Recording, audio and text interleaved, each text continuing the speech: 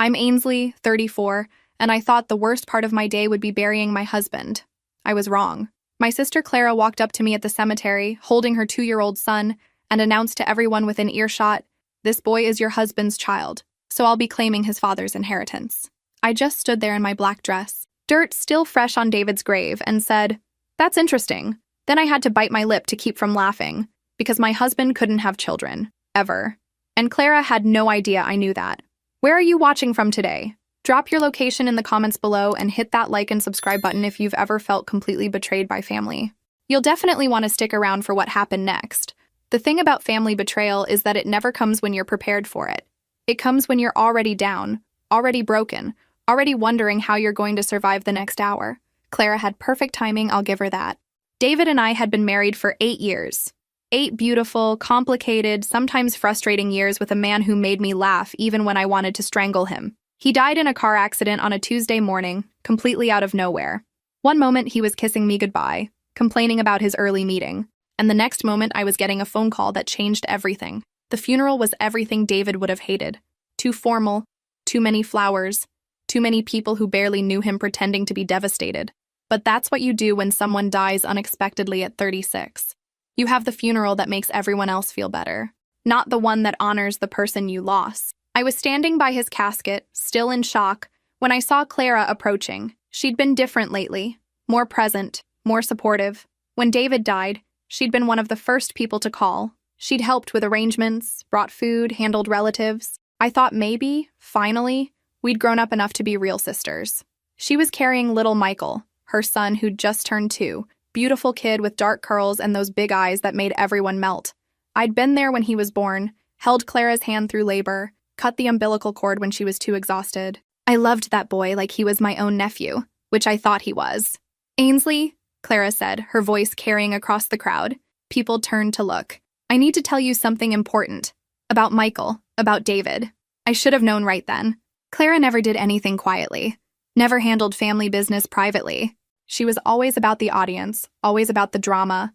But I was grieving, not thinking clearly, so I just nodded and waited. "This boy," she said, lifting Michael higher so everyone could see him, "is David's son. We had an affair that lasted over a year. I'm sorry you had to find out this way. But now that David's gone, I have to do what's right for my child. I'll be claiming Michael's rightful inheritance." The cemetery went completely silent. I could feel every eye on me, waiting for my reaction, waiting for me to fall apart, to scream, to make a scene. My mother gasped. David's parents looked horrified. His brothers stepped closer, probably thinking they'd need to catch me when I collapsed. But all I could think about was what David told me 3 years into our marriage, when we'd been trying to have children and nothing was working. We'd been to specialist after specialist, and finally, one doctor looked at David's medical history and asked about a childhood surgery he'd had when he was 7. "I need to tell you something," David had said that night, holding my hands. "When I was a kid, I had complications from that surgery. It left me sterile, completely. I've known since I was 15, but I never told anyone. Not my parents, not my brothers. Nobody. I was too embarrassed. We'd gotten second opinions, third opinions. We'd spent thousands of dollars hoping someone, somewhere, would tell us we were wrong. But every single doctor confirmed the same thing. David could not father children. It was medically impossible. Standing there at his funeral, watching my sister manipulate a crowd of grieving people, I felt something I hadn't expected. Relief. Because for the first time in our complicated relationship, Clara had finally given me ammunition she didn't know I had. People always ask me when I first realized Clara wasn't the sister I thought she was. The answer is when I was 15 and she was 17, and she told our entire family I was sleeping with her boyfriend. I wasn't. I'd never even been alone with Tommy Morrison, much less kissed him. But Clara had seen us talking at a school football game, and somehow, in her mind, that conversation became a torrid affair that explained why Tommy had been acting distant with her lately. The truth was, Tommy had been distant because Clara was exhausting to date. She needed constant attention, constant validation, constant drama. She'd call him crying about imaginary slights from other girls, accuse him of flirting when he said hello to female classmates, and generally make his life miserable. But admitting that would have required Clara to look at her own behavior, and that wasn't something she was capable of.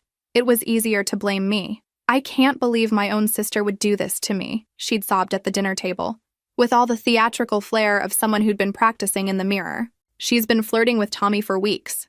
Everyone at school is talking about it. My parents looked at me like I'd committed murder. Not because they believed I was capable of stealing my sister's boyfriend, but because family loyalty was supposed to be absolute in our house. You didn't betray each other, even if you weren't actually betraying each other. Ainsley, my father said in that disappointed voice that still makes my stomach clench, is this true? No, I said. I talked to Tommy for maybe 5 minutes about our history assignment. That's it. See? Clara wailed. She's lying to your faces. She's been trying to break us up since day one because she's jealous that I have a boyfriend and she doesn't. The unfairness of it was breathtaking. I was 15, awkward, and more interested in books than boys. I had no desire to steal anyone's boyfriend, especially not Tommy Morrison, who seemed nice enough but couldn't hold a conversation about anything more complex than football scores. But Clara was beautiful, popular, and crying.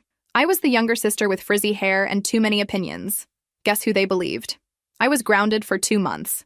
Clara got sympathy and a new dress to help her feel better after her heartbreak. Tommy, confused by the whole thing, broke up with Clara the following week and started dating Jennifer Walsh, who had the good sense to stay away from our family drama. That should have been the end of it. But Clara never let anything go. For the rest of high school, she'd bring up my betrayal whenever she needed to deflect from her own problems. Failed a test? Well, she'd been too upset about my dishonesty to study. Got caught sneaking out? She'd been so hurt by family drama that she'd needed to get away and think. It became our family mythology. Clara was the victim, and I was the sister who couldn't be trusted. The pattern continued through college. When Clara flunked out sophomore year, it was because she'd been too emotional about our complicated relationship to focus on academics. When she couldn't hold down a job after graduation, it was because the stress of our unresolved issues was affecting her mental health. My parents ate it up. Clara was sensitive, artistic, wounded by life. I was practical, stable, maybe a little cold. Clara needed protection and support. I needed to be more understanding, more forgiving, more willing to let the past go. You're sisters, my mother would say whenever I expressed frustration. Family is forever. You need to learn to forgive. But forgiveness requires acknowledgement of wrongdoing, and Clara never admitted to doing anything wrong. In her version of events, she was always the victim of circumstances, other people's jealousy, or my inexplicable hostility toward her. When I started dating seriously in college, Clara would find ways to insert herself into my relationships. Not overtly, not obviously, but she'd call when she knew I had dates, claiming family emergencies that required immediate attention. She'd show up at parties and somehow manage to monopolize conversations with whoever I was interested in. She'd share embarrassing stories about me under the guise of being a loving, concerned sister. Ainsley's always been a little intense, she'd say with a laugh that sounded affectionate, but felt like a knife. She gets so serious about everything. I worry she scares guys away. One by one, relationships would fizzle out. Not dramatically, not with arguments or breakups, but with guys who suddenly seemed less interested, less available, less invested. I started to wonder if there was something wrong with me, if I really was too intense, too serious, too difficult. It wasn't until I met David that I understood what had been happening. David was older, more confident, and completely unimpressed by Clara's particular brand of manipulation. When she tried her usual tactics, he'd politely redirect conversations back to me, or simply ignore her obvious attempts to undermine me. "Your sister's interesting," he said after meeting Clara for the first time. "Very performing. It's like she's always on stage." That's exactly what it was like. Clara was always performing, always working an angle, always positioning herself as the star of whatever drama was unfolding. And for years, I'd been her unwilling supporting cast, playing the role of the sister who just didn't understand her, didn't appreciate her, didn't love her enough. But David saw through all of it, and Clara hated him for it. She tried to warn me away from him, suggesting he was too controlling, too serious, too old for me. When that didn't work, she tried to befriend him, calling with long stories about her problems and asking for his advice.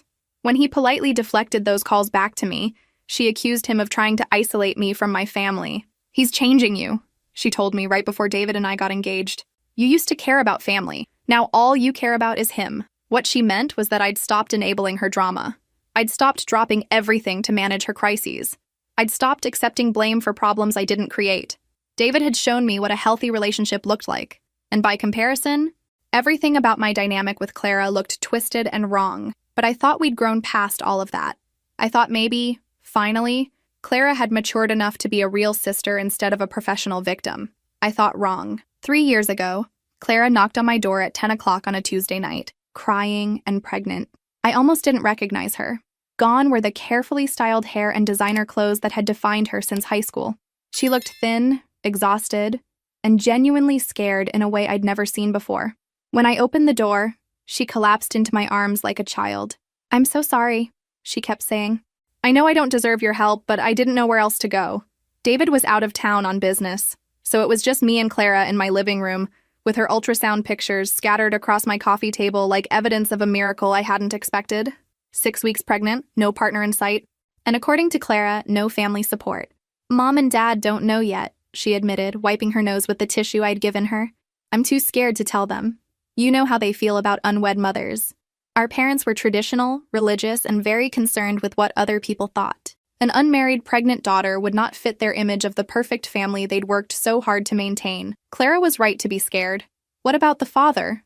I asked, gently. Clara's face crumpled again. "He's married. I didn't know when we started. I thought he lied to me about everything. When I told him about the baby, he said I needed to handle it quietly. He gave me money and told me never to contact him again." I believed her. The Clara I knew was many things. Dramatic, manipulative, self-centered, but she wasn't a homewrecker. She was more likely to be the other woman who genuinely thought she was the only woman. The one who believed whatever lies a married man told her to keep her satisfied with scraps of attention. "I can't raise a baby alone," she said, her voice barely above a whisper. "I don't have a career. I don't have savings. I don't have anything. I've been working at that boutique, but they're already cutting my hours. I can't even afford my rent next month." It was true. Clara had never managed to build the kind of stable life that would support a child. She'd bounced between jobs, apartments, and relationships for years, always confident that something better was just around the corner. The pregnancy had forced her to confront the reality that nothing better was coming, and she wasn't prepared for it. "What do you need?" I asked. "I need my sister back," she said, looking at me with an expression so vulnerable it broke my heart. "I know I've been terrible to you. I know I've been jealous and petty and probably impossible to deal with, but I'm going to be a mother. Ainsley, I want to be better than I've been." We talked until 3 in the morning. Clara told me about the therapy she'd started, the books on child development she'd been reading, the job interview she had lined up at a more stable company. She showed me a notebook where she'd been tracking her expenses, trying to figure out how to make a budget work on a single income. She apologized. Actually apologized without deflecting blame or making excuses. She acknowledged the pain she'd caused me over the years, the relationships she'd sabotaged, the trust she'd broken. It was the conversation I'd wanted to have with my sister for 15 years. "I don't expect you to forgive me right away," she said, "but I'm hoping maybe we can start over. Maybe I can prove to you that I'm not the same person I used to be." David came home the next morning to find Clara asleep on our couch and me making breakfast for 3. I'd expected him to be frustrated, maybe even angry that I'd made a unilateral decision to involve us in Clara's drama. Instead, he listened quietly while I explained the situation, then helped me carry coffee to the living room where Clara was just waking up. "Congratulations," he said simply. "When are you due?" "For the next 7 months. Clara was the sister I'd always wanted. She called regularly, but not obsessively. She asked for advice, but didn't demand that I solve her problems. She got the job she'd interviewed for and kept it, working steadily through her pregnancy, despite morning sickness that lasted well into her 2nd trimester. When she needed help, and she did need help with medical bills and maternity clothes and preparing for a baby on a limited budget, she asked directly instead of manipulating circumstances to force my involvement. When I offered assistance, she accepted gracefully and always tried to reciprocate however she could. She painted my bathroom while I was at work, organized my closet, and cooked dinner for David and me at least once a week during her 3rd trimester. Small gestures, but meaningful ones that showed she was thinking about our relationship as something reciprocal instead of one-sided. Most importantly, she stopped performing. When she was happy, she showed it genuinely. When she was scared about becoming a mother, she admitted it honestly. When she was frustrated with the physical discomfort of pregnancy, she complained without making it anyone else's fault or responsibility. I was there when Michael was born. Clara had asked me to be her labor coach, and I'd agreed despite my complete lack of experience with childbirth. For 14 hours, I held her hand, fed her ice chips, and helped her breathe through contractions that made her grip my fingers so hard I thought she might break them. When Michael finally arrived, tiny and perfect and screaming his outrage at the world, Clara looked at me with tears streaming down her face and said, "Thank you for believing I could change." I was crying too, not just because of the miracle of birth, but because I finally had my sister back. The real Clara, the one I'd glimpsed sometimes when we were children, before jealousy and competition and family dysfunction had twisted our relationship into something unrecognizable. For 2 years, it was everything I'd hoped for. Clara was a devoted mother, a reliable employee, and a sister who actually acted like she cared about me as a person instead of just what I could do for her. We had dinner together once a week. We texted regularly. We even took a weekend trip together when Michael was 18 months old. Just the three of us, and it was perfect. Michael was a joy, one of those babies who smiled early and laughed often and made everyone around him happier just by existing. Clara would bring him to family gatherings, and I loved watching him discover the world. Loved seeing Clara's face light up when he reached new milestones. I bought him clothes, toys, books. I babysat when Clara had work commitments or needed a break. I started a college fund for him, contributing monthly, because I wanted him to have opportunities Clara and I hadn't had. I imagined being the aunt who taught him to ride a bike, who helped with homework, who embarrassed him at high school graduation by crying too loudly. When David died, Clara was one of the few people who knew exactly what to do. She didn't offer platitudes or ask how I was holding up. She just showed up with practical help, groceries, a casserole, someone to handle phone calls from distant relatives who wanted details about the funeral arrangements. "Let me take care of this," she'd said. And for once, letting someone else take care of things felt like relief instead of defeat. I should have known it was too good to last. I should have remembered that Clara had never sustained positive change for more than a few months at a time. I should have been more suspicious of her sudden helpfulness, more protective of my own boundaries. But I'd wanted so desperately to believe that people could change, that family could heal, that love could overcome years of dysfunction and hurt.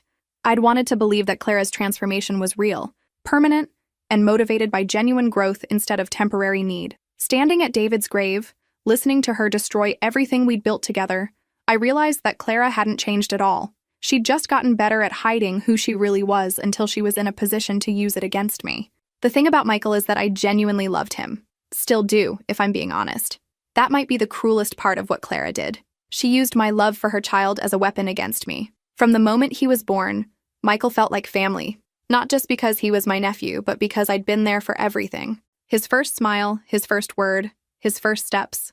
I was the one who taught him to stack blocks, who read him bedtime stories when Clara was too exhausted, who sang him lullabies in the rocking chair I'd bought for his nursery. Clara encouraged it. More than encouraged it. She practically pushed Michael into my arms every chance she got. "You're so good with him," she'd say, watching me feed him or change his diaper or get him to stop crying when she couldn't. "He loves his Aunt Ainsley so much. Look how he calms down when you hold him." It was true. Michael and I had a connection from the very beginning. Maybe it was because I'd been there when he was born, or maybe it was because I approached him without Clara's anxiety and desperation to be the perfect mother. Whatever it was, he seemed to sense that I was a safe harbor in his small world. When he started talking, one of his first clear words was Annie, his baby pronunciation of Ainsley. Clara would clap and laugh and say, "Yes, that's your Annie. She loves you so much." I thought she was proud of our bond. I thought she was grateful that Michael had someone else who adored him, someone who could help carry the enormous responsibility of raising a child alone. I thought she was being generous, sharing her son with someone who couldn't have children of her own. David and I had stopped actively trying to get pregnant after his diagnosis, but that didn't mean I'd stopped wanting to be a mother. Having Michael in my life felt like a gift, a chance to experience that unconditional love and fierce protectiveness that comes with caring for a small person who depends on you completely. Clara knew all of this. She knew about David's condition, knew about our decision to stop pursuing fertility treatments, knew how much joy Michael brought to my otherwise childless life. She'd seen me cry when he took his first steps in my living room while she was in the kitchen making lunch. She'd watched me lie on the floor for hours, playing with blocks and reading the same book 17 times because that's what he wanted. "You'd make such a good mother," she'd told me more than once. "Michael is so lucky to have you as his aunt. Some kids don't have anyone besides their parents who really loves them, but he has you." I took that responsibility seriously. I made sure I was available whenever Clara needed help. I bought him everything he needed and plenty of things he didn't. I took pictures at every milestone and made sure he knew he was loved, wanted, celebrated. When Clara started hinting that she was struggling financially, I increased my contributions to his college fund and started buying groceries for their apartment. When she mentioned that childcare was expensive, I started taking him one evening a week so she could have adult time. When he outgrew his clothes faster than she could replace them, I took him shopping and let him pick out new outfits. None of it felt like sacrifice. It felt like what family did for each other. The first time I noticed Clara watching me with an expression I couldn't quite read was when Michael was about 18 months old. I was sitting on her living room floor, helping him build a tower with blocks, while she folded laundry nearby. He'd managed to stack 6 blocks before the tower toppled, and when it fell, he clapped and laughed like it was the most amazing thing that had ever happened. "Again! Annie, again!" he said, pushing the blocks toward me with his chubby little hands. I started rebuilding the tower, making exaggerated expressions of concentration that made him giggle. Out of the corner of my eye, I saw Clara stop folding and just stare at us for a long moment. When I looked up, she was smiling, but something about her smile seemed forced. "Everything okay?" I asked. "Fine," she said quickly, going back to the laundry. "Just tired." But I started noticing it more after that. The way Clara would watch when Michael ran to me instead of her when I arrived. The way her smile would tighten when he'd cry for Annie when she was trying to comfort him. The way she'd interrupt our games or suggest it was time for me to go home just when Michael and I were having the most fun. I told myself I was imagining things. Clara had been nothing but grateful for my involvement in Michael's life. She'd encouraged our bond from the beginning. She needed my help, and I was happy to give it. But looking back now, I wonder if that was when she started planning. When she realized that my love for Michael could be used against me. That my inability to have children made me vulnerable in a way she could exploit. Maybe she started watching David then too, looking for weaknesses, for opportunities, for ways to position herself as the victim of circumstances instead of the architect of them. Maybe she started building the story she'd eventually tell at his funeral, the one that would cast her as the wronged woman and me as the wife, too blind to see her husband's betrayal. Or maybe I'm giving her too much credit for long-term planning. Maybe Clara just saw an opportunity when David died and took it, the way she'd always taken opportunities that presented themselves. Maybe she looked at me, broken and grieving, and thought this was her chance to finally win whatever competition had been going on in her head since we were teenagers. Either way, she used Michael. She used my love for him, my inability to have children of my own, my desperation to believe that family could be more than dysfunction and disappointment. She turned my most vulnerable place into her weapon of choice. Standing in that cemetery, listening to her destroy my marriage and my husband's memory, I felt something I'd never felt before toward my sister. Not anger, not disappointment, not even betrayal. Hatred. Pure, clean hatred for someone who would use a child as ammunition in whatever twisted game she'd been playing our entire lives. Someone who would stand at a funeral and lie about a dead man to get money she hadn't earned and didn't deserve. But underneath the hatred was something else. Relief. Because finally, Clara had overplayed her hand. Finally, she'd told a lie I could prove was impossible. Finally, I could stop pretending she was anything other than exactly who she'd always been. The first phone call came 3 hours after the funeral. I was sitting in my kitchen, still wearing my black dress, staring at a casserole someone had brought and wondering how people expected you to eat when your world had just collapsed twice in one day. "Ainsley?" Clara's voice sounded tentative, almost nervous. "I know today was difficult. I know this is hard for you to process. Hard for me to process." Like I was struggling with basic comprehension instead of trying to figure out what kind of person announces a paternity claim at a funeral. "What do you want, Clara? I want us to handle this like adults, like family. I don't want to make this harder than it has to be." I almost laughed. She'd already made it as hard as possible by choosing the most public, most humiliating venue for her announcement. Everyone at that funeral would be talking about it for months. David's memory was now forever linked with adultery and scandal, and I was cast as the oblivious wife who'd been betrayed by her own sister. "How exactly do you want to handle this?" I asked. "Well, I was thinking we could work something out privately, without lawyers or courts or anything messy like that. I don't want to put Michael through a big legal battle." Of course. Clara wanted to avoid legal proceedings because legal proceedings required proof. They required documentation, evidence, facts that could be verified or disproven. Clara's specialty had always been emotional manipulation, not actual evidence. "What kind of arrangement are you thinking about? Maybe we could split David's life insurance? And the house? Well, Michael should inherit his father's house, don't you think? But I know you've been living there, so maybe we could work out some kind of timeline. My house." She wanted my house.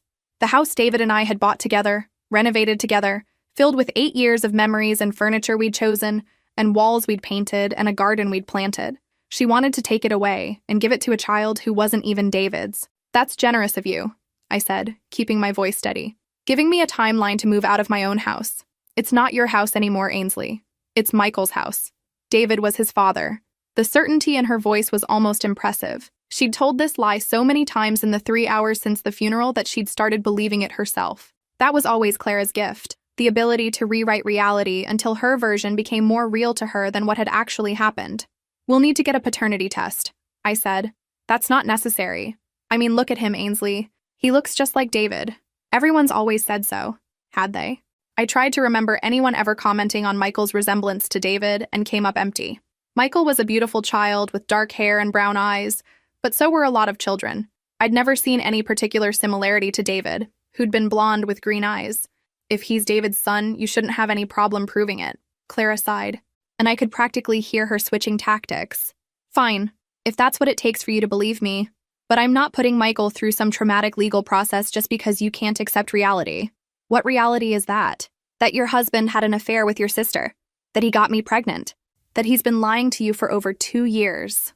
Each word was designed to hurt, to make me doubt everything I thought I knew about my marriage.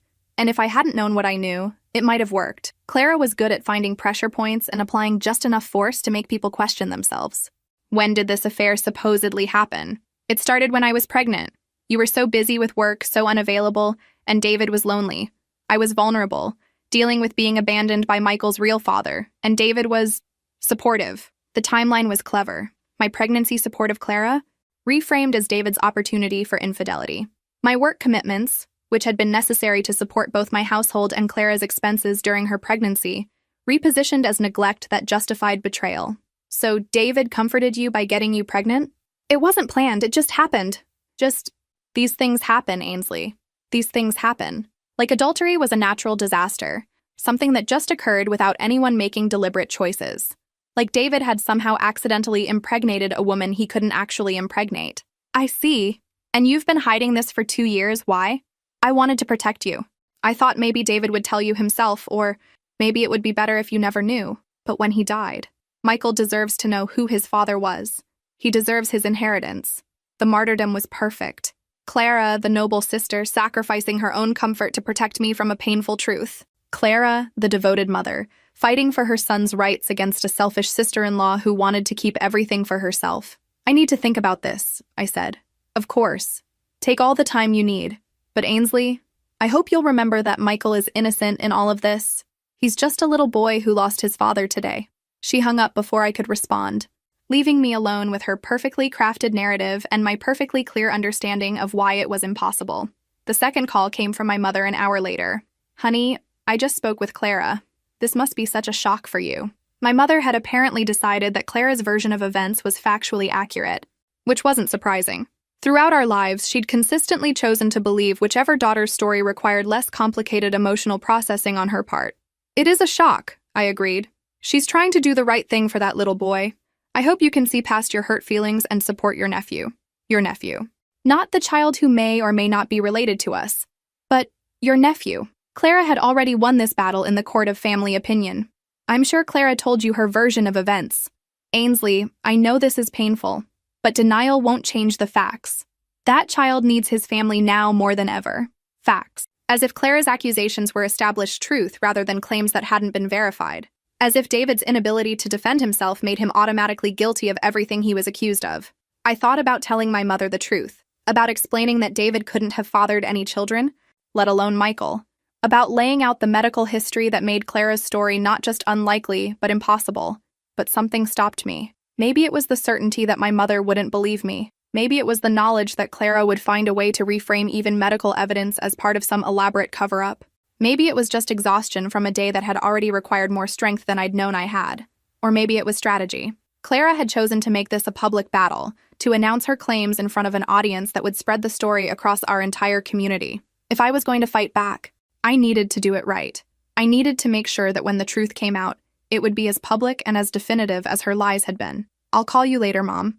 I need some time to process everything. Of course, sweetheart, but remember, family is family. Whatever mistakes David made, that little boy is still part of our family. After she hung up, I sat in my kitchen for another hour, thinking about Clara's phone call and my mother's assumptions and the way both of them had decided that the most generous interpretation of events was that my dead husband had betrayed me with my sister. It should have hurt more. The accusation of adultery, the assumption that I'd been too oblivious to notice an affair happening under my nose, the suggestion that David had been unhappy enough in our marriage to seek comfort elsewhere. But it didn't hurt because it wasn't true. And for the first time in my relationship with Clara, I had something she didn't, proof that she was lying. I went upstairs to David's office and opened the filing cabinet where we kept our important papers. Medical records, insurance policies, tax returns, the detritus of a shared life that continues generating paperwork even after one half of the couple is gone. At the bottom of the medical file, I found what I was looking for. David's surgical records from when he was 7 years old, the follow-up appointments that had continued into his teenage years. The fertility specialist's reports from 3 years ago confirming what David had already known. Impossible. Medically impossible for David to have fathered any children. I made copies of everything and put the originals back in the filing cabinet. Then I called James Morrison, the lawyer who'd handled our wills and estate planning. It was after business hours, but he'd given me his personal number when David died, telling me to call if I needed anything. James, it's Ainsley Richardson. I'm sorry to call so late, but I have a situation that can't wait. Of course. What can I help you with? I told him everything. Clara's announcement at the funeral, her phone call, her demands for David's assets, the medical impossibility of her claims. James listened without interrupting, occasionally making notes I could hear through the phone. This is clearly an attempt at fraud, he said when I finished. The question is whether she actually believes what she's saying or if she knows she's lying. Does it matter? For the legal case? Probably not, but it might matter for how we handle this strategically. If she genuinely believes Michael is David's son, she'll be more likely to push forward with legal action. If she knows she's lying, she might back down when she realizes you're prepared to fight. I want to fight either way. Good, because based on what you've told me, this should be fairly straightforward to resolve. Paternity tests don't lie, and medical records don't lie. Your sister picked the wrong person to target with this kind of scam. For the first time since David's funeral, I smiled. Not because I was happy.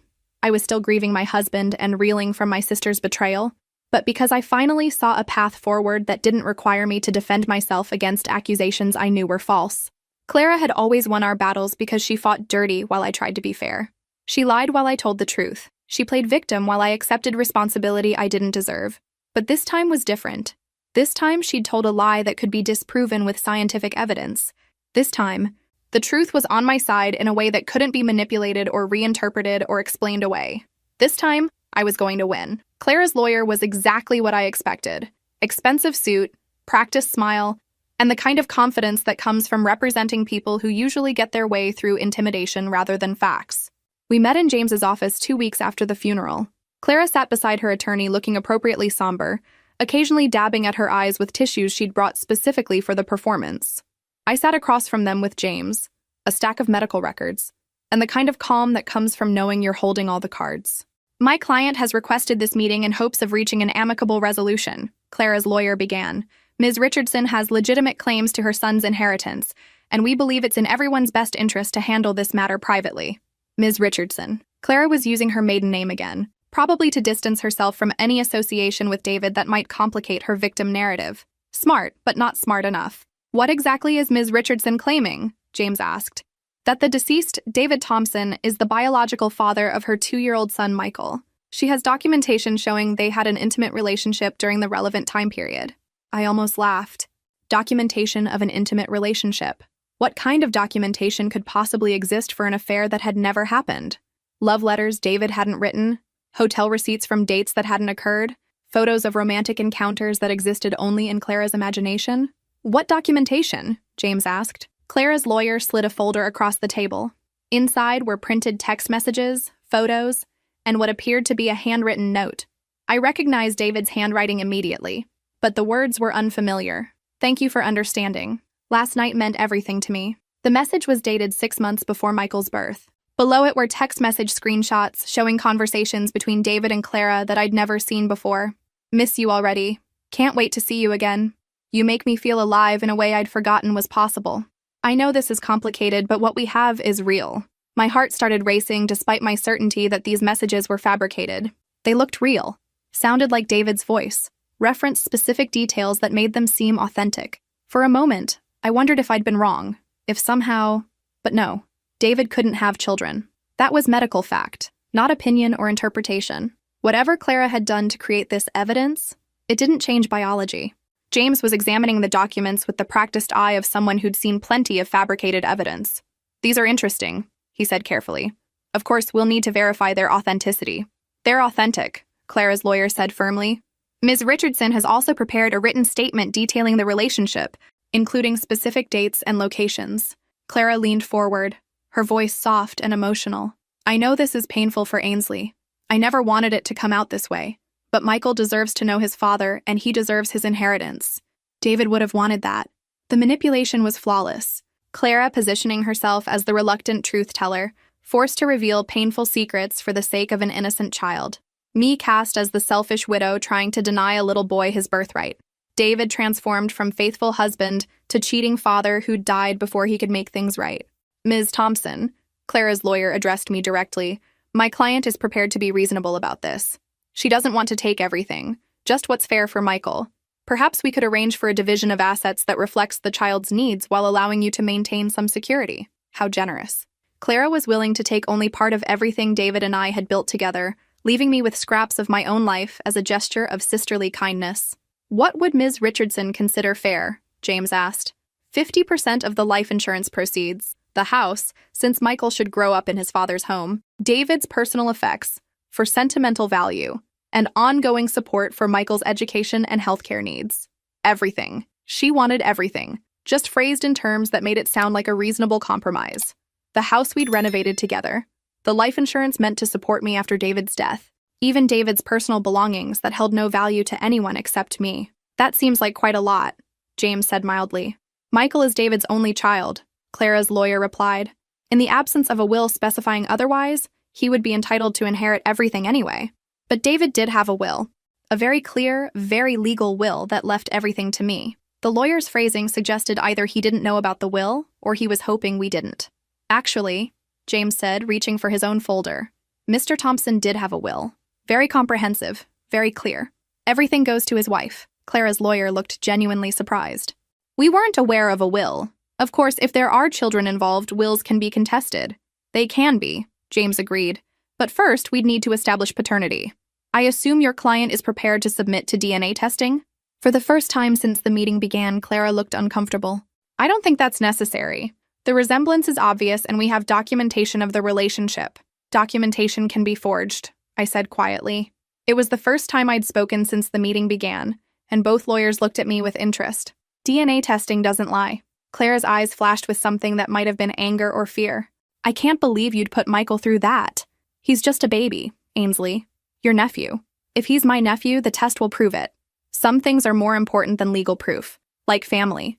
Like doing what's right for a child who didn't ask to be born into this situation. The emotional manipulation was so transparent it was almost insulting. Clara appealing to family loyalty after claiming my husband had betrayed me. Clara demanding I consider Michael's welfare after announcing his paternity at a funeral in front of 50 people. Clara asking me to do what's right, while demanding half of everything I owned based on lies. I think DNA testing is the most reasonable next step, James said diplomatically. It will resolve any questions about paternity definitively. Clara's lawyer whispered something to her and she nodded reluctantly. Fine, but I want it done through the court system with proper oversight. I don't want there to be any questions about the results. Absolutely, James agreed. Court-ordered testing is the gold standard. After they left, James and I sat in his office reviewing the documents Clara had provided. The text messages looked convincing, but James pointed out several inconsistencies in the metadata. The handwritten note was harder to evaluate, but he knew experts who could analyze the handwriting and paper. Even if everything is authentic, he said, it doesn't prove paternity. It would only prove your husband had some kind of relationship with your sister. He didn't, I said firmly. Whatever these documents are, they're not real. I believe you. But even if they were real, we have something better than character witnesses or emotional testimony. We have medical proof that your husband couldn't have fathered any children. I handed him the copies of David's medical records. He read through them carefully, his expression growing more confident with each page. This is ironclad, he said finally. Surgical sterilization at age 7 due to medical complications. Multiple follow-up appointments confirming complete sterility. Fertility specialist consultations during your marriage confirming the same thing. Your sister picked the wrong man to falsely accuse. What happens next? We file for court-ordered paternity testing. Given the medical evidence, I expect the judge will fast-track this case. Your sister will either withdraw her claims when she realizes she can't win, or she'll push forward and face the consequences of attempting fraud. What consequences? Filing false claims, perjury if she lies under oath, potentially fraud if she's accepted any money based on these allegations. Your sister has put herself in a very vulnerable legal position. For the first time since David's death, I felt something approaching peace. Not happiness. I was still grieving my husband and processing my sister's betrayal. But the calm certainty that comes from knowing the truth will eventually prevail. Clara had always won our battles because she was willing to fight dirty while I insisted on fighting fair. She was willing to lie while I told the truth. She was willing to manipulate emotions while I appealed to reason. But this time, reason was going to win. Science was going to win. Medical evidence was going to win. And Clara was going to learn that some lies are too big to sustain, no matter how good you are at telling them. Clara didn't back down after our meeting with the lawyers. If anything, she doubled down, like someone who'd bet everything on a losing hand but was too proud to fold. The phone calls started the next morning. First my Aunt Margaret, then Cousin Susan, then people I hadn't spoken to in years, but who'd somehow heard all the details of my family drama. "Ainsley, honey, I just heard about the situation," Aunt Margaret said, her voice dripping with the kind of false sympathy reserved for family scandals. "I know this must be so hard for you, finding out about David's indiscretions. Indiscretions. Like adultery was a minor social mistake, something embarrassing but forgivable. Like fathering a secret child was the equivalent of forgetting someone's birthday. I'm managing," I said. "Well, I hope you'll think about that poor little boy. He didn't ask to be born into this mess, and he shouldn't suffer because of adult problems. Adult problems. As if my refusal to hand over my house and life insurance to my sister was petty stubbornness rather than a reasonable response to obvious lies. "Michael is well cared for," I replied. "But is he really? Clara's struggling financially, and you know David would want his son to be provided for." Everyone had become an expert on what David would have wanted, despite the fact that David had left a clear legal will that expressed exactly what he wanted. But apparently, imaginary desires trumped actual documentation in the court of family opinion. The conversations followed the same pattern: expressions of sympathy for my situation, gentle suggestions that I was being unreasonable, and increasingly less subtle implications that I was a selfish woman denying an innocent child his birthright. Clara was conducting a masterful campaign, positioning herself as the reluctant truth-teller who only wanted what was best for Michael. She'd learned to frame every conversation in terms of the child's welfare rather than her own financial needs.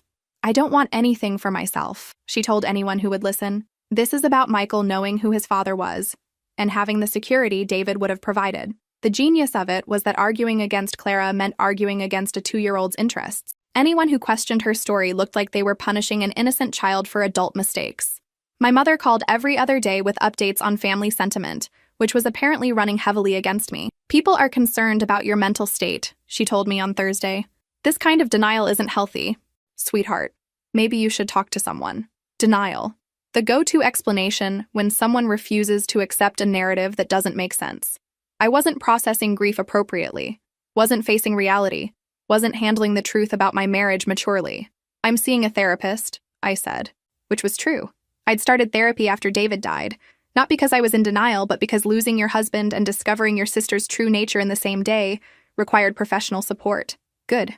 I hope they can help you work through this. Clara feels terrible about how everything came out. She never wanted to hurt you. Clara felt terrible. Poor Clara. Burdened with secrets she never wanted to carry. Forced to reveal painful truths for the sake of her child. Clara the victim. Clara the reluctant messenger. Clara the devoted mother just trying to do right by her son. It was a perfect performance. And our family was eating it up. By Friday, Clara had moved on to more direct pressure. She showed up at my office during lunch, carrying Michael and looking appropriately harried. "Ainsley, we need to talk," she said, settling into the chair across from my desk without being invited. "This legal stuff is getting out of hand." Michael looked around my office with the wide-eyed curiosity of a toddler in a new environment. Despite everything, seeing him still made my heart ache. Whatever Clara was doing, he was innocent in it. "What did you want to discuss?" "I want to settle this without putting Michael through a bunch of court procedures. He's too young to understand what's happening, but he can sense the tension. It's not fair to him." Clara had gotten better at this over the years, using emotional manipulation that was harder to argue against. How could I explain that court procedures were necessary without sounding like I cared more about legal technicalities than a child's emotional well-being? "Paternity testing is pretty routine," I said.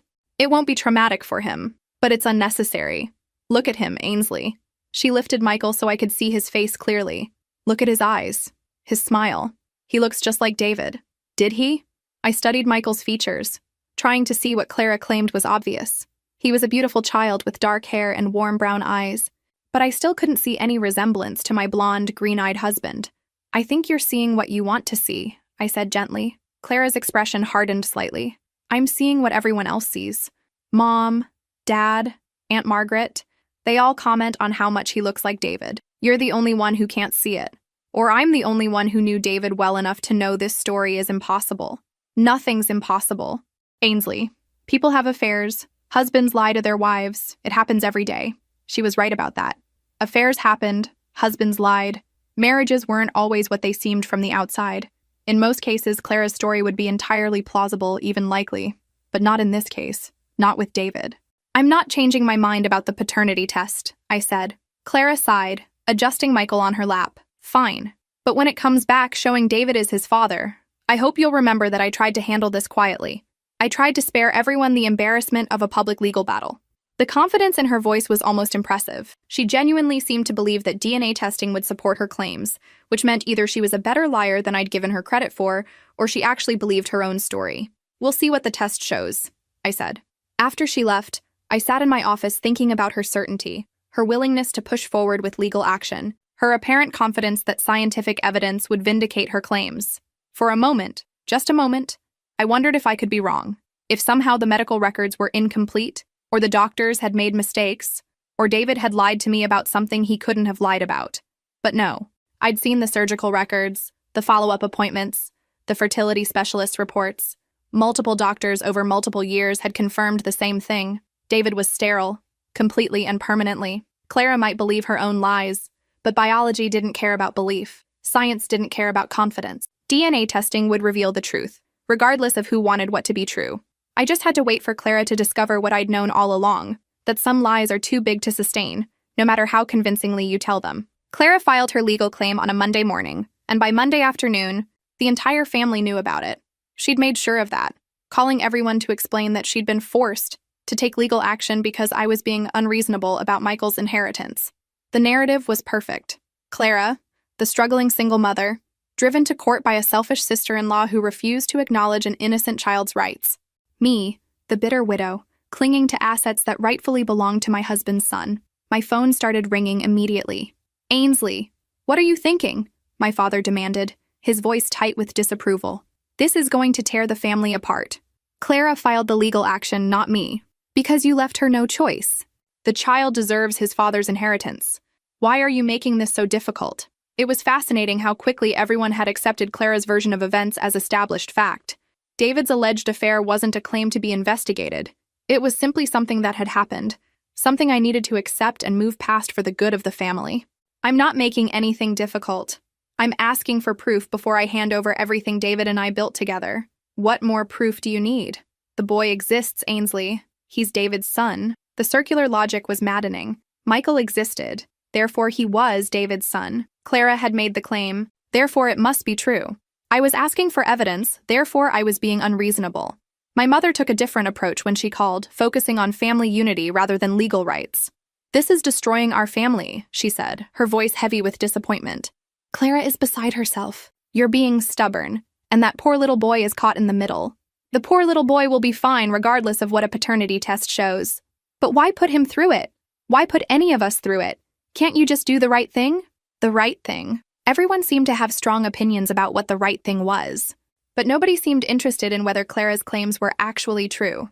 By Wednesday, I'd heard from every relative in our family tree. Cousins who hadn't called in years suddenly had urgent opinions about my moral obligations. Aunts and uncles who barely knew David's name were certain he would have wanted me to support his son. The pressure was coordinated, relentless, and effective. If I hadn't known what I knew, I might have started to doubt myself. The certainty in everyone's voices, the unanimity of opinion, the consistent message that I was being selfish and cruel. It was the kind of social pressure that could make someone question their own reality. But I did know what I knew. And what I knew was that David couldn't have fathered any children, regardless of how many people believed otherwise. James kept me updated on the legal proceedings, which were moving faster than typical family court cases. The judge is treating this as a straightforward paternity question, he told me. Given your husband's estate and the child's age, they want to resolve it quickly. What does that mean for timeline? Court-ordered paternity testing should happen within the next 2 weeks. Results usually take another week or two after that. We should have a definitive answer within the month. A month. 4 more weeks of family pressure. 4 more weeks of being treated like the villain in Clara's drama. 4 more weeks of people assuming my husband had betrayed me with my sister. but also 4 more weeks until Clara's lies were exposed in a way that couldn't be argued with or reinterpreted. 4 more weeks until everyone who judged me would have to confront the fact that they'd been wrong. The hardest part was maintaining my composure when people who should have known better treated Clara's accusations as established truth. David's own brothers called to express their disappointment in my handling of the situation. David wouldn't want this kind of family conflict, his older brother Mark told me. He'd want everyone to get along, to do what's best for his son. Even David's family had accepted Clara's narrative without question, transforming my husband into an adulterer and father in their minds, despite having known him for 36 years. David left a will, I reminded Mark. If he'd wanted to provide for any children other than ours, he would have included that. Maybe he didn't know about the boy when he wrote the will. Maybe Clara didn't tell him she was pregnant. Everyone had become an expert in explaining David's motivations and choices, even though those explanations required them to believe he was someone completely different from the man they'd actually known. The worst call came from David's mother, whose voice was thick with tears when she spoke. "I just want to meet my grandson," she said. "I want to hold him and tell him about his father. Why are you keeping him from us?" "I'm not keeping anyone from anyone. Clara is free to maintain relationships with David's family, but she feels uncomfortable because of all this legal fighting. She thinks we blame her for the affair. We blame her for the affair. Not if there was an affair or assuming her claims are true, but taking it as a given that David had been unfaithful and that Clara was somehow a secondary victim in the situation. Mrs. Thompson, David couldn't have children. That's a medical fact. Honey, I know this is hard to accept, but sometimes these things happen. Men have affairs, and sometimes children result from them. It doesn't mean David didn't love you." Even David's own mother was more willing to believe her son had betrayed his wife than to consider that Clara might be lying. The weight of that betrayal, not just Clara's lies, but the family's willingness to believe them, was almost overwhelming. By Friday, I realized I was completely alone in this battle. Every single person who should have supported me, should have known me well enough to believe I wasn't being unreasonable, had chosen Clara's side instead. It was a masterful performance on her part. She'd managed to position herself as the victim while casting me as the villain, and she'd done it so skillfully that even people who'd known me my entire life were convinced I was acting out of spite rather than seeking truth. But being alone in this fight also clarified something for me. I wasn't just defending David's memory or protecting our assets. I was defending the principle that truth matters, that claims require evidence, that being family doesn't give someone the right to lie about the dead. And I was about to prove that no matter how convincing a lie might be, no matter how many people believe it, no matter how much social pressure supports it, biology doesn't lie. The truth was coming, whether Clara and my family were ready for it or not. Judge Patricia Morrison looked exactly like someone who'd been settling family disputes for 20 years. Patient but no nonsense. Kind but unimpressed by emotional theatrics. When Clara's lawyer started his opening statement with phrases like tragic circumstances and innocent child, she cut him off. "Counselor, this is a paternity hearing, not a custody battle.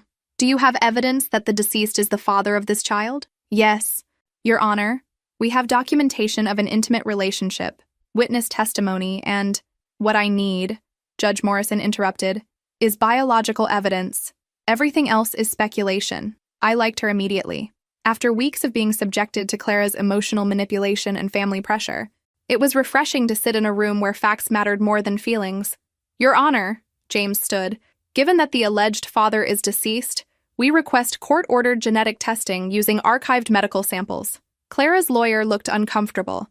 "Your Honor, subjecting a 2-year-old child to invasive testing procedures is standard procedure in paternity cases," the judge finished. "Mr. Davidson, surely you're familiar with genetic testing protocols." "Of course, Your Honor, but we believe the documentation we've provided clearly establishes—" "Mr. Davidson," Judge Morrison's voice carried the kind of authority that ended arguments immediately. "In this courtroom, paternity is established by DNA evidence, not by text messages or photographs.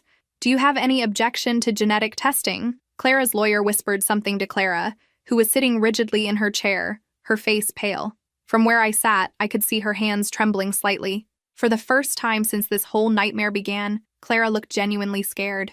"No objection, Your Honor." "Good. Given the deceased status of the alleged father, we'll use archived medical samples for comparison." "Mrs. Thompson," the judge addressed me directly, "I understand your late husband had medical procedures that would have resulted in tissue samples being stored?" "Yes, Your Honor, multiple procedures over several years." "Mr. Morrison," she turned to James, Please coordinate with the medical examiner's office to locate appropriate samples. I want this resolved quickly and definitively. The formal language couldn't disguise what was really happening.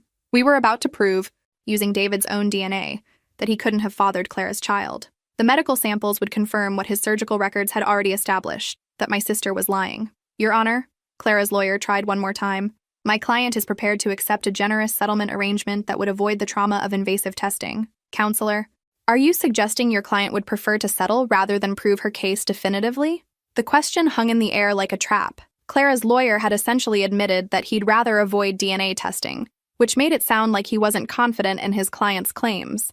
Not at all, Your Honor. We simply believe, then we'll proceed with testing. I'm ordering genetic analysis using archived tissue samples from the deceased to determine paternity of the minor child. Results to be submitted to this court within 14 days. 14 days. 2 weeks until Clara's lies were exposed in a way that couldn't be argued with, explained away, or reinterpreted as family dysfunction. After the hearing, James and I walked to his car while Clara and her lawyer huddled in intense conversation near the courthouse steps. I could see Clara gesturing frantically, her composed victim facade finally cracking under pressure. She looked nervous, James observed. She should be. She's about to be exposed as a fraud in front of a judge. The question is whether she actually believes her own story. If she genuinely thinks David is the father, she'll be shocked by the results. If she knows she's lying, she might try to withdraw the case before testing is complete. I thought about Clara's behavior over the past few weeks. Her confidence, her willingness to involve lawyers and courts, her apparent certainty that DNA testing would vindicate her claims. She believes it, I said. Clara has always been good at convincing herself that her version of events is reality. She's probably genuinely convinced that David is Michael's father. That might actually be worse for her legally. Fraud requires intent to deceive. If she genuinely believes her claims, she might avoid criminal charges. But she'll still be liable for court costs, legal fees, and potentially civil damages for defamation. We drove back to James's office in comfortable silence. For the first time in weeks, I felt something approaching peace. Not happiness. I was still grieving David and processing the magnitude of Clara's betrayal, but the calm certainty that comes from knowing the truth will soon be revealed. The medical examiner's office was efficient. Within 3 days, they'd located multiple tissue samples from David's various procedures over the years. Blood work from his annual physicals, tissue samples from a minor surgery 2 years earlier, even genetic material from dental work he'd had done 6 months before his death. Any one of those samples would be sufficient to establish paternity, or in this case, to definitively rule it out. The medical examiner would compare Michael's DNA to David's and produce a scientific answer that couldn't be disputed, misinterpreted, or explained away. While we waited for the lab results, the family pressure continued, but with less intensity. Maybe people sensed that the situation was moving beyond their ability to influence it, or maybe they were starting to have their own doubts about Clara's story. My mother called on Friday, her voice less certain than it had been in previous conversations. Honey, I've been thinking about all this, and I want you to know that whatever the test shows, you're still my daughter. It was the closest she'd come to admitting that Clara might be lying, though she still couldn't say it directly. After weeks of being treated like the family villain, even that small acknowledgement felt significant. Thank you, Mom. I hope Clara knows what she's doing. This kind of thing, if she's wrong, it could destroy relationships that can't be repaired, if she's wrong. The first time anyone in my family had entertained the possibility that Clara's claims might not be accurate. Yes, I agreed. It could. But those relationships were already destroyed, weren't they? Clara had destroyed them the moment she chose to lie about David at his funeral. The family had damaged them further by choosing to believe her lies without question, by pressuring me to accept claims I knew were false, by treating me like the villain in Clara's manufactured drama. The DNA test wouldn't repair those relationships. It would just make clear to everyone what I'd known all along, that Clara was exactly who she'd always been, and the family members who'd enabled her were exactly who they'd always been too. In 10 more days, we'd have scientific proof of what David's medical records had already established. Clara's lies would be exposed, her claims would be dismissed, and everyone who judged me would have to confront the fact that they'd been wrong. I was ready for that confrontation, more than ready. The waiting was the hardest part. 10 days for lab results that would either vindicate everything I'd said or destroy everything I believed about my marriage. Even though I knew what those results would show, the uncertainty was exhausting. Clara, meanwhile, seemed to be thriving on the suspense. She'd returned to her confident, martyred persona, telling anyone who would listen that she was nervous but hopeful about the test results. I just want Michael to know who his father was. she told my mother, loud enough for me to hear during a family dinner I'd reluctantly attended. DNA doesn't lie, right? Science will prove what I've been saying all along. The irony was almost funny. Clara positioning herself as the champion of scientific truth, confident that DNA testing would support claims I knew were biologically impossible. She'd even started making plans based on her expected victory. Talk of redecorating David's house for Michael, discussions about which of David's belongings should be saved for when Michael was older, suggestions about how his college fund should be managed. David would want Michael to go to his alma mater, she told David's mother during one of their increasingly frequent phone calls. I was thinking we should start saving specifically for that. David's mother, who'd been cool toward me since Clara's allegations began, was warming up to the idea of having a grandchild to spoil. She'd already bought Michael new clothes and toys and was talking about setting up a nursery in her house for visits. The whole family was building their lives around Clara's lies, making emotional investments in a relationship that didn't exist, and planning a future based on claims that would soon be disproven. Watching them do it was like watching people build sandcastles right before high tide. I tried to feel sorry for them. They were going to be disappointed and embarrassed when the truth came out. But after weeks of being treated like the problem, of having my character questioned and my motives doubted, I mostly felt a grim satisfaction that they were about to learn how wrong they'd been. James called on Thursday with an update from the lab. Results should be ready tomorrow, he said. Are you prepared for this? I've been prepared since the day Clara made her accusation. And if, somehow, the results aren't what you expect. I appreciated that he was being thorough, preparing for all possibilities even though we both knew what the DNA test would show. They will be what I expect. David couldn't have children, James. That's not opinion or wishful thinking. It's medical fact. I believe you. I just want to make sure you're ready for whatever comes next. Win or lose, this is going to change your family relationships permanently. He was right about that. Whether the test proved me right or Clara right, we'd crossed lines that couldn't be uncrossed. Clara had publicly accused my dead husband of adultery. The family had chosen her side over mine without waiting for evidence.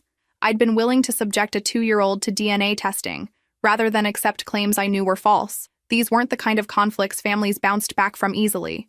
Someone was going to be devastated by these results, and someone else was going to be vindicated in a way that felt more like Pyrrhic victory than celebration. Friday morning, I woke up with the strangest feeling of anticipation. Not excitement, exactly, but the kind of focused energy that comes from knowing a long ordeal is almost over. Today, I'd finally have official proof of what I'd known all along.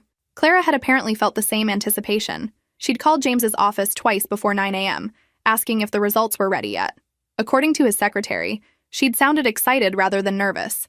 At 11:30, James called. The results are in. Can you come to my office? Just tell me. I'd rather discuss this in person. Can you be here in an hour? His tone was professional but careful, which made me wonder if there was something unexpected in the report. For a moment, just a moment, I felt a flutter of doubt. What if I'd been wrong? What if somehow? But no. I'd seen David's medical records, talked to his doctors, lived through years of fertility treatments and disappointments. There was no scenario in which David could be Michael's father. James was probably just being cautious, making sure we discussed the implications of the results before word got out. This was going to create a legal and family nightmare for Clara, and James wanted to make sure we handled it properly. I arrived at his office to find him sitting at his desk with a thick folder and an expression I couldn't quite read. The DNA results, he said without preamble, confirm what we expected. David Thompson is not and could not be the biological father of Michael Richardson. Even though I'd known it was coming, hearing it stated so definitively was a relief so intense it was almost physical. The truth. Official, scientific, uncontestable truth. The lab report is very clear, James continued, opening the folder. No genetic relationship whatsoever. The child could not be Mr. Thompson's son under any circumstances. What happens now?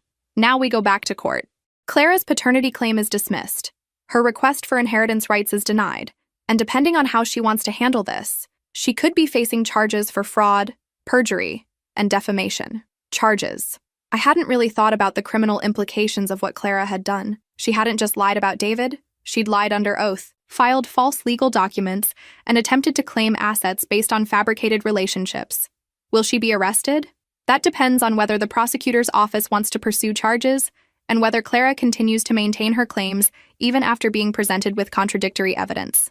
If she admits she was wrong and withdraws gracefully, they might let it go. If she doubles down or tries to claim the tests were wrong somehow, I knew Clara well enough to know she wouldn't withdraw gracefully. She'd maintained her innocence in the face of obvious contradictory evidence her entire life. DNA results wouldn't suddenly make her capable of admitting she'd been wrong. When do we go back to court? Judge Morrison scheduled a hearing for Monday morning to review the results. Clara's been notified, so she knows the tests are complete. It'll be interesting to see how she responds. Interesting was one word for it. Clara was about to discover that her confident predictions about DNA evidence had been completely wrong, that the scientific proof she'd claimed would vindicate her had instead exposed her as a liar, and that everyone who'd believed her story was about to learn the truth about what she'd done. After 34 years of watching Clara manipulate situations to her advantage, I was finally going to see her face consequences she couldn't talk her way out of. Monday couldn't come fast enough. Monday morning arrived gray and cold, the kind of weather that matches your mood when you're about to watch someone's lies finally catch up with them. I dressed carefully, professional but not celebratory, confident but not smug. This wasn't a victory I planned to gloat over. Clara was already at the courthouse when James and I arrived, sitting in the hallway with her lawyer and looking like someone who'd spent the weekend reconsidering her life choices. Gone was the confident victim persona she'd maintained for weeks. She looked pale, anxious, and for the first time since this whole nightmare began, genuinely scared. When she saw me, our eyes met for just a moment. I expected to see anger there, or defiance, or at least the stubborn determination that had always defined her.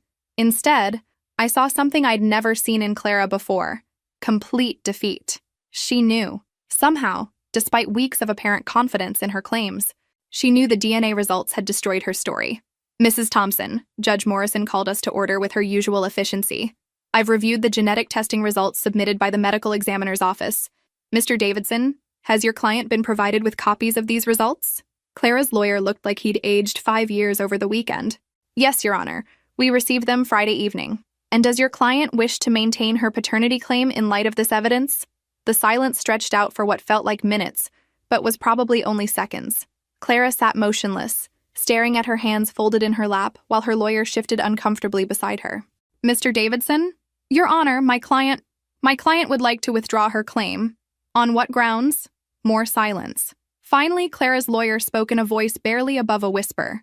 The genetic testing conclusively rules out paternity, Your Honor. There is no biological relationship between the deceased and my client's child. Judge Morrison looked at Clara directly. Ms. Richardson, do you understand that by withdrawing your claim, you're acknowledging that your previous statements to this court were inaccurate? Clara lifted her head for the first time since we'd entered the courtroom. When she spoke, her voice was so quiet the judge had to ask her to repeat herself. Yes, Your Honor. I was wrong. Wrong. Such a small word for such massive destruction. Wrong about David being Michael's father. Wrong about having evidence to support her claims. Wrong about being able to convince a court that her lies were truth. But Judge Morrison wasn't finished. Ms. Richardson, this court takes false claims very seriously. You filed legal documents asserting facts you couldn't substantiate. You made statements under oath that have been proven false by scientific evidence.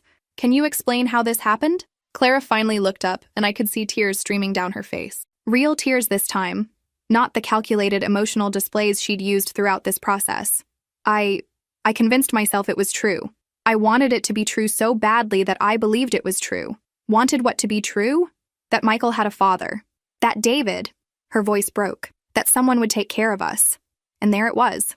The truth beneath all the lies, manipulation, and legal maneuvering. Clara hadn't been trying to destroy my marriage or steal my inheritance out of malice. She'd been desperate, financially and emotionally, and had convinced herself that David could solve her problems if only she could prove he was Michael's father. It was pathetic and sad and completely in character for my sister, who'd spent her entire life looking for someone else to fix her problems, instead of taking responsibility for her own choices. Judge Morrison's expression softened slightly, but her voice remained firm. Ms. Richardson, I understand that single parenthood is challenging, but fabricating paternity claims is not an acceptable solution to financial difficulties. Do you understand the serious legal consequences of what you've done? Yes, Your Honor.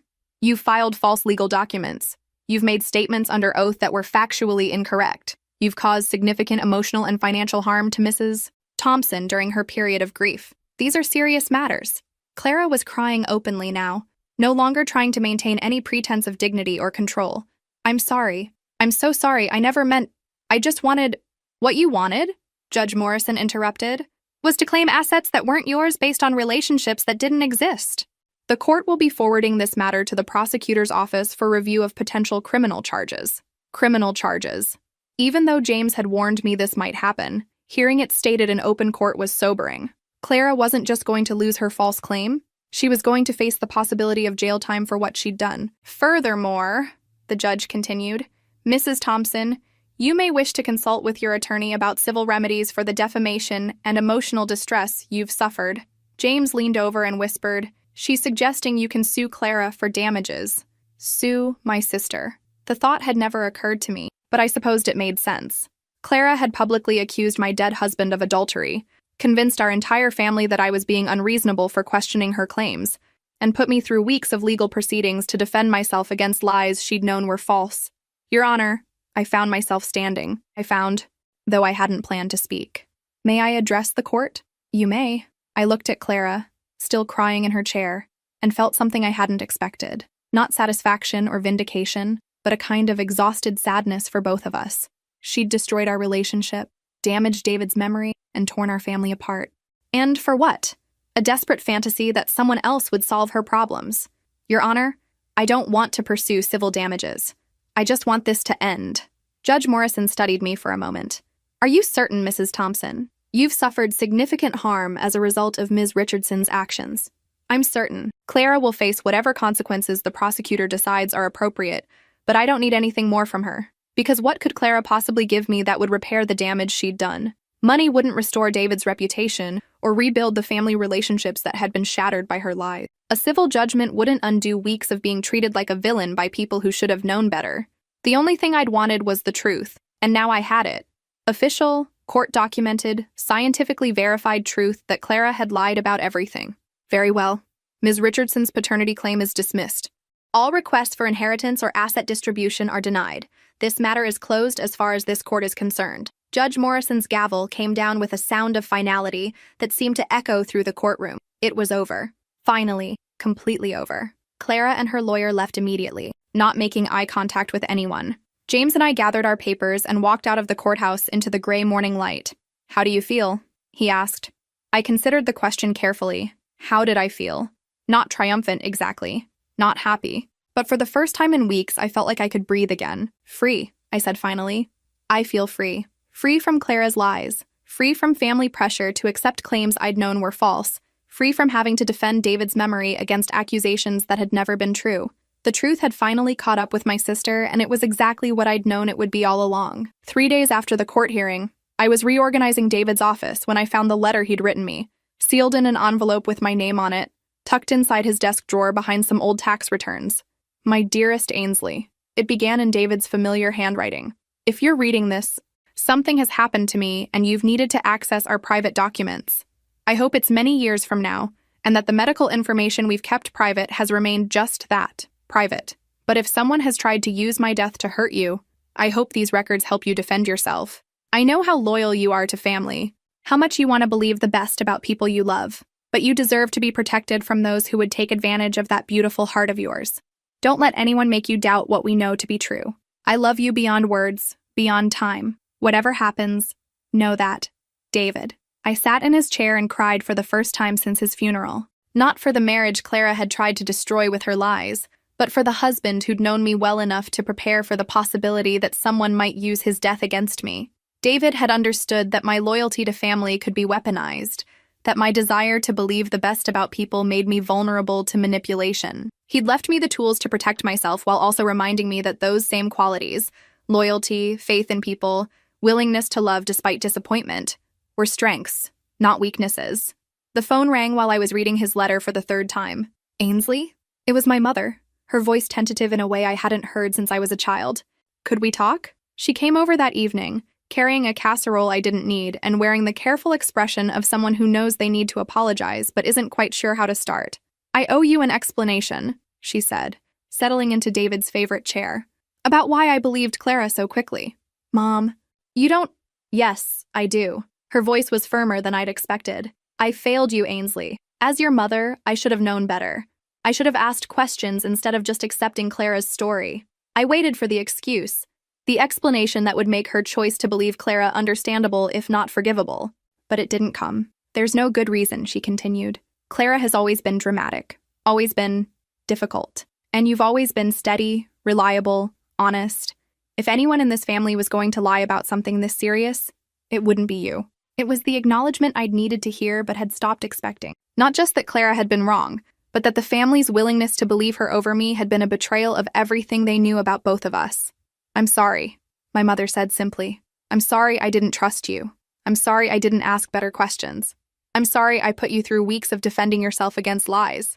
"Thank you," I said. Because forgiveness felt too complicated right now, but gratitude was simple and honest.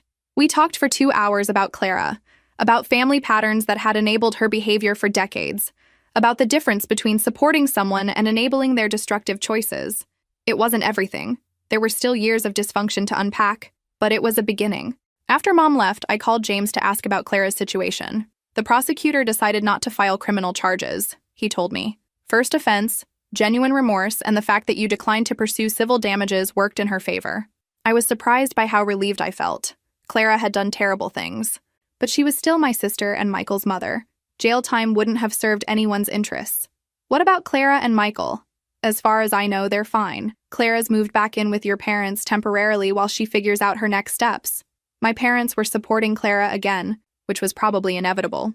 But at least now they were doing it with full knowledge of who she was and what she was capable of, rather than enabling her out of blind faith in family loyalty.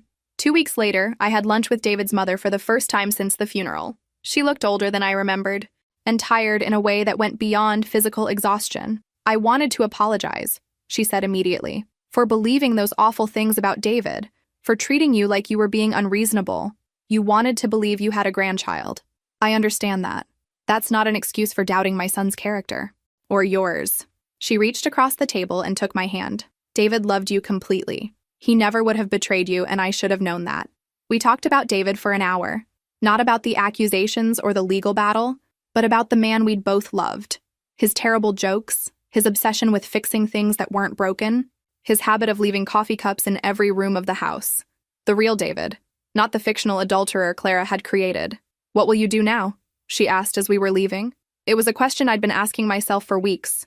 David's life insurance would let me live comfortably without working, but I was only 34. I had decades ahead of me to figure out who I was without him. "I'm thinking about going back to school," I said. "Maybe law school. Turns out I'm pretty good at research and arguing cases." She laughed, and for the first time in months, it felt normal to laugh about something. That evening, I sat in my living room with a glass of wine and David's letter, thinking about the past few months and what they'd taught me about truth, family, and the difference between loyalty and enabling. Clara had tried to use David's death to solve her financial problems, destroying his memory and our relationship in the process. My family had chosen to believe her lies rather than ask difficult questions. I'd been forced to prove my dead husband's innocence against accusations I'd known were impossible. But through it all, the truth had remained the truth. David's medical records hadn't changed because Clara wanted them to be different. DNA testing hadn't lied because her story was emotionally appealing. Biology didn't care about family dynamics or financial desperation or the desire to believe the best about people. In the end, that's what had saved me. Not my loyalty to David's memory or my refusal to be manipulated, but simple, verifiable facts that couldn't be argued away. Clara was still my sister, and part of me hoped she'd learned something from this experience about the difference between wanting something to be true and making it true through lies.